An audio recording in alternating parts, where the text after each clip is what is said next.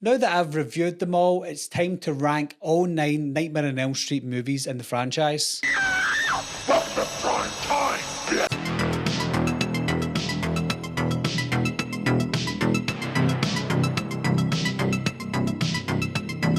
Hi guys, my name's Barry and welcome back to the channel.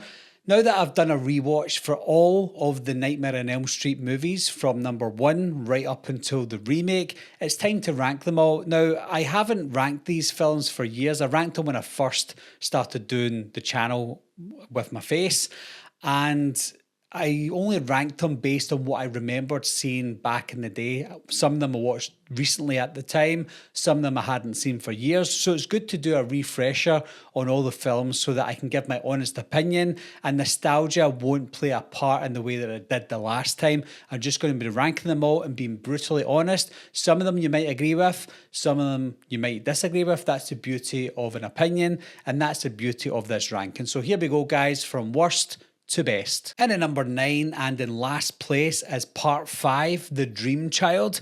This is the one that doesn't have any redeeming factors. There is one kill in the film that was decent. That was the motorcycle kill. Other than that, the rest of the film was very boring. One of the films that I truly didn't like. One of the films in the franchise, or one of the only films in the franchise that I thought was very boring. I felt like there were some aspects that could have been explored more, like Amanda Kruger, but ultimately they didn't go in that direction. The whole Jacob and his mother talking to her, I just thought everything about the film was weird. And of course, we saw Freddy probably the least out of all the films in this franchise. And at number 8 is the 2010 remake. This is the one that I was probably one of the most disappointed in, because I remembered seeing this film in the cinema and thought it was okay. Didn't see all the fuss about people hating on the movie, but after watching it for the first time in 15 years, I can see why a lot of people hate it. It's one that hasn't aged very well at all, probably aged the worst out of the entire franchise. And for a film that has one of the bigger, if not the biggest budgets in the franchise, it really fails in most aspects. Apart from the dream sequences that were semi-decent, the rest of the movie was bad. And at number 7 is Freddy's Dead. This is the one that I expected to be last place, because I think it was last place the last time I reviewed the movies, and I just genuinely thought this was going to be a terrible movie. Now, to my shock and amazement, I didn't hate this movie at all. I thought it was actually pretty good, to be honest. The story involving the town that don't have any children in it because they're scared that Freddy Krueger's going to come back when the children start dreaming about him again. Some of that was quite eerie, like Twilight Zone. The kills were pretty cool. The only issue with this film was it felt too comical compared to the rest of the franchise. But when you sit back and look at it, you're like, it's not too bad. Yes, the last 10-15 minutes was terrible with the 3D aspect, and that was because it was a forced 3D aspect for the film. But other than that, I had a good time watching this one. And at number 6 is part 4, The Dream Master. Another one similar to Freddy's Dead, is this one has aged pretty well, to be honest. I thought this was going to be one of the ones lower down on the list, but I enjoyed this one. Don't think it was great, but I did enjoy this one. The kills were pretty good. Freddy was good in it, although there was a lot of comedy in it. This is where the comedy started to get amping up a little bit more because of the success of Dream Warriors. But this one, I thought it was a really good one. And at number 5 is part 3, The Dream Warriors. This is the one that slid down the list the most out of the entire franchise. Now, I still really like this one. I just think this one feels a little bit too overrated, and I can see why people love it. This is one of my favourite ones growing up as a kid, and I think it's because everybody in the film had some sort of power, like a Marvel movie at the time, but it hasn't aged as well as I thought it would. It didn't hold up as well as I thought it would have as well. I still thought it was good that Wes Craven came back to be involved in the film, not direct the film, but be involved in the movie. And it's good that Heather Langenkamp came back as Nancy. Maybe some of those aspects is some of the things that kind of blinded me to loving this movie. The kills were still great though.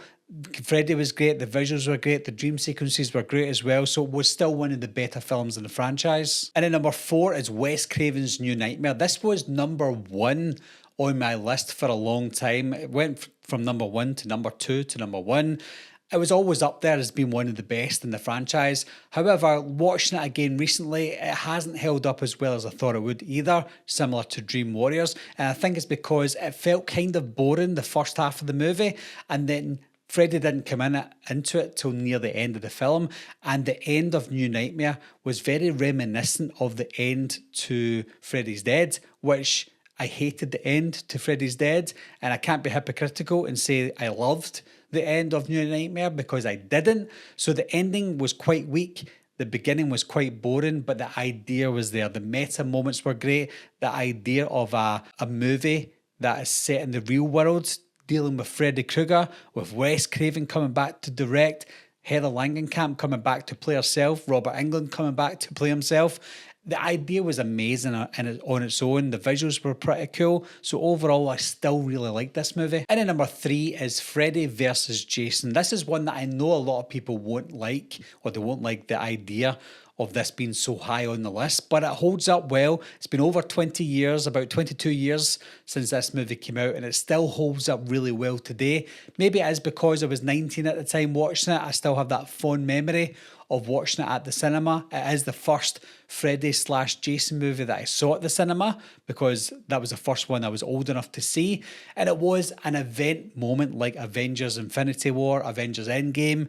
It was the first versus movie that I saw at the cinema, probably the only versus movie in the horror genre that actually works, and I had a great time watching it. And then number 2 is Part 2, Freddy's Revenge, the most underrated movie in the franchise. I know people that think this is the worst movie in the franchise, and I think it has that initial sequel syndrome where when you watch Part 2 for any franchise of a beloved movie, a lot of people think, no, it's not as good as the first movie, therefore it's the worst in the franchise. And yes, it probably was the worst officially in the franchise when there was only 2 movies, but watching sequel after sequel after sequel and seeing them getting more comical after each movie, you tend to appreciate Part 2 more because it's one of the darkest in the franchise. Freddy was probably at its scariest in the franchise, and it had the unique take where we didn't have a final girl, we had a final boy. And then number 1 is of course the original from 1984. This is the blueprint to not just this type of horror, but the blueprint to Freddy Krueger, one of the biggest horror icons of all time. Over 40 years since this movie came out, and Freddy Krueger is still one of the most popular horror icons of all time. Top 3, I would guess. Him, Jason and Michael, they're usually in the top 3 for most people, and I agree, he would be in that top 3 bracket for me. But the film itself was just a horror masterclass. To bring out a horror movie at the time where people were loving horror and they were scared of horror movies, but for Wes Craven to give us a horror movie where the antagonist comes for you in your dreams, you're not safe if you're awake or asleep. So after you finish watching the movie and you go to bed, you're still scared because you're scared to go to sleep in case you dream of Freddy Krueger. I'm your boyfriend now, Nancy.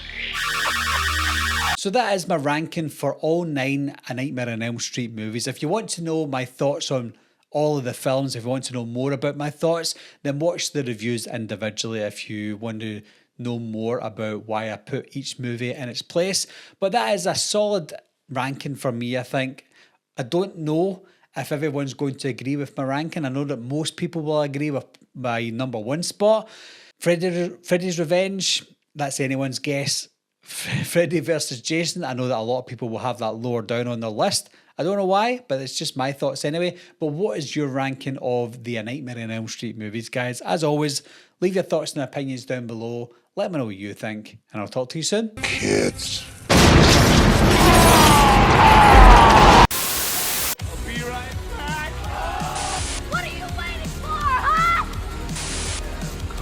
To get you, Barbara. Ever played Skin the Cat?